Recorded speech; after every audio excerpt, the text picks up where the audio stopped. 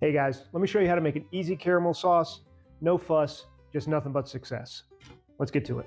So what you're gonna do is you're gonna start with a cold pan and add your sugar. You're gonna turn the heat to about a medium high, and then you're gonna add your water.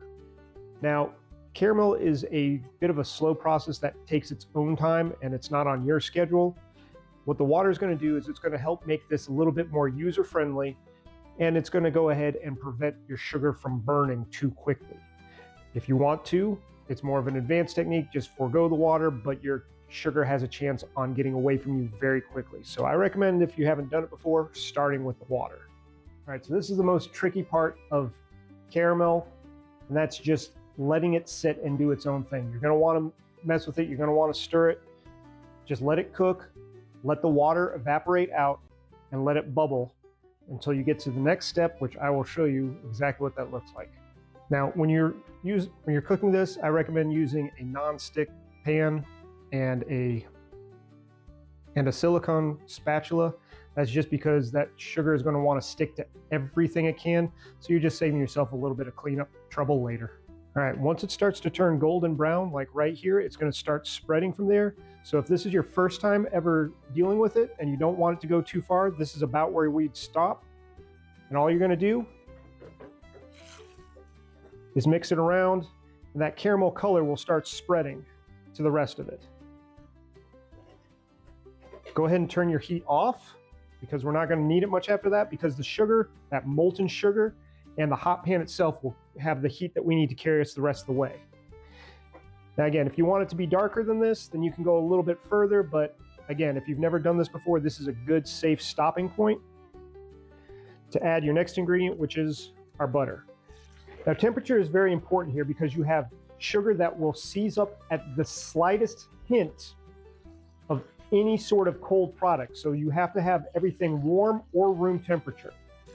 But all we're going to do is take our room temperature butter, melt it down, let the sugar come back up to heat.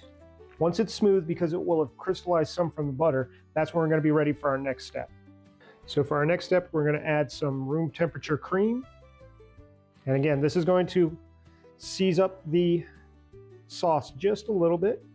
We're going to add just a little bit of salt, just to give it that nice little salty contrast. Not too much. And some vanilla. So if this is one of your first times making caramel and it comes out a little grainy, there's a couple ways you can fix it. One, just ignore the grainy and just eat it. It's going to taste good. Two, strain it through a strainer to get the sugar crystals out. I don't recommend that, because you don't want that kind of a hassle cleaning up in your life. Or three, just add some hot water back to the pan and take it kind of back to where we first started, so that the sugar crystals can dissolve and go back into the sauce. All right, once there's no crystals in your caramel sauce, you're done. Now, if you want it to be smooth and pourable, then you're going to up the butter and up the cream just a little bit.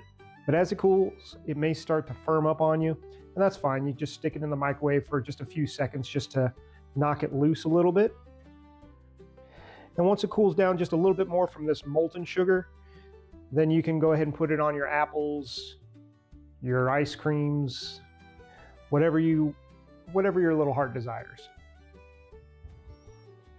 But that's the ins and outs of making a basic caramel sauce. If you like this and you found it educational, make sure you hit the like, share, comment, subscribe, all that great stuff. Helps me grow, and I do appreciate it. And now that you know another culinary trick, go out and conquer the kitchen.